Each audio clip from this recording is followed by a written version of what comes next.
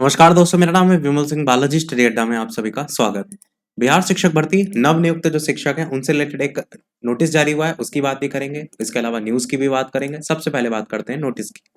Important notes में आपका कुछ चीजें जारी की गई, जिसमें सबसे पहला पॉइंट लिखा है, all units of BPSC teacher is going to be posted in rural school only और urban school are not included in this chart expect senior secondary school. यानी कि जो नवनियुक्त शिक्षक हैं उनको जो विद्यालय दिया जाएगा उसके लिए जो लिस्ट तैयार की गई है वो केवल और केवल जो ग्रामीण क्षेत्र हैं, ग्रामीण क्षेत्रों में स्कूल हैं, उनमें ही आपकी पोस्टिंग की जाएगी। और यहाँ पर क्लियर लिखा गया है, अर्बन जो स्कूल हैं, शहरी जो स्कूल हैं, उनको लिस्ट में रखा ही नहीं गया है।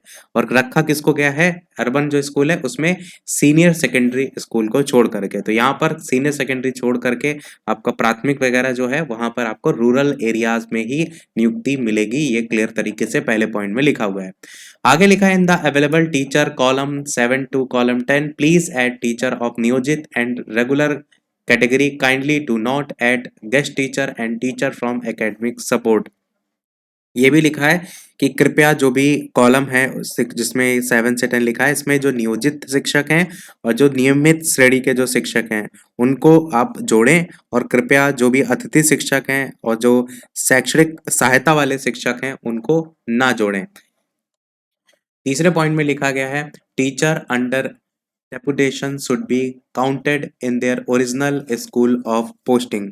यानी कि जो भी प्रतिनियुक्त शिक्षक है या फिर आप कहेंगे प्रतिनियुक्तिधीन शिक्षक जो हैं उनको उनके मूल पदस्थापन जो विद्यालय हैं उन्हीं में ही गिना जाए।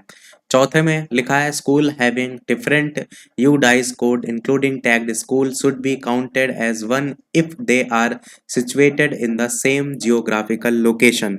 यानी अलग अलग जो UDISE कोड वाले स्कूल हैं, टैग किए गए स्कूल सहित जिसमें बात किया गया है, इसको एक ही रूप में गिना जाना चाहिए अगर वो एक ही भौगोलिक क्षेत्र में या भौगोलिक स्थान पर जो है वो आते हैं, अलग अलग ना गिना जाए।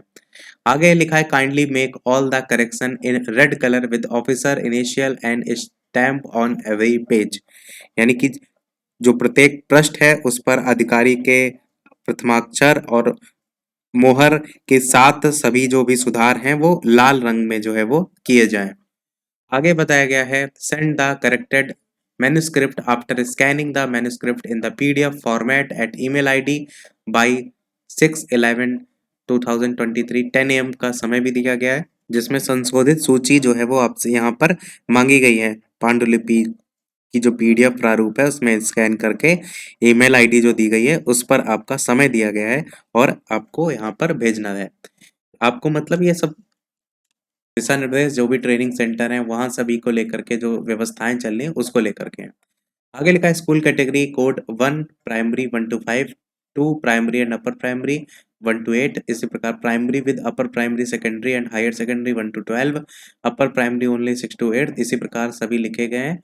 और यहाँ पर अगले पॉइंट में लिखा है, the most important point of this exercise is to see that the unit of BPSC teacher is allotted in an optimal manner. Therefore, DO should have due regard to total student average attendance in the geographical location and total teachers available in the geographical location.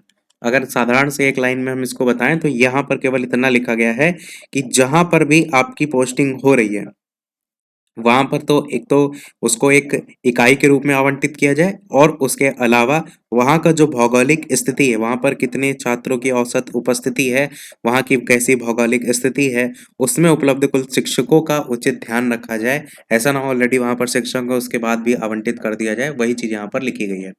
9वें point में लिखा है, the surplus unit of BPSC teacher may be disturbed by DO in rural areas, surplus teacher details subject wise are attached. यानी कि BPSC शिक्षकों की जो surplus unit की जो लिस्ट है उसको डीओ द्वारा ग्रामीण क्षेत्र में जो है वो वितरित किया जा सकता है, और उसकी सूची भी साथ में जो है वो भेजी गई है। If the demand of for teacher as per the principal is more than the available BPSC teacher, यानी कि जो भी मांग है, यानी प्राचार्य के अनुसार शिक्षकों की जो मांग है वो उपलब्ध बीपीएससी शिक्षकों से अगर अधिक है तो that should also be entered in the remarks column, the deficit will be filled up in the second round. यानी कि ऐसी स्थिति में जो भी कॉलम है उसमें कॉलम बनाना होगा, उसमें दूसरे राउंड में ये कमी जो है आपकी पूरी की जाएगी, वही यहाँ पर लिखा गया है।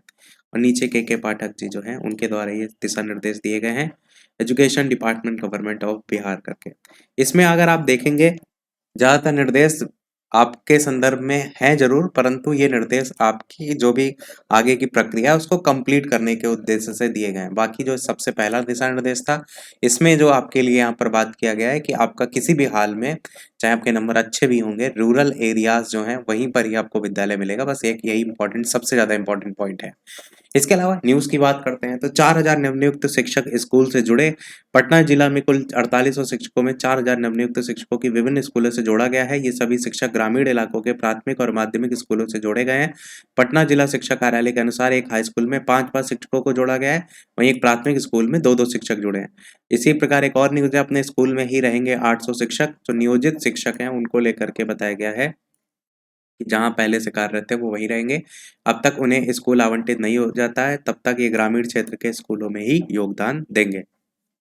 पटना जिला शिक्षा कार्यालय के अनुसार सभी शिक्षकों को ग्रामीण क्षेत्र के विभिन्न स्कूलों में शामिल किया गया है। स्कूल आवंटन का काम नवंबर के अंतिम सप्ताह तक जो है वो यहाँ पर करने को लेकर के बात की जा रही है। तो यही था हमारे ओवरऑल अपडेट में। वीडियो लाइक शेयर सब्सक्राइब अवश्य कीजिएगा। मिलते हैं अगले अपडेट में, तब तक के लिए नमस्कार, जय हिंद।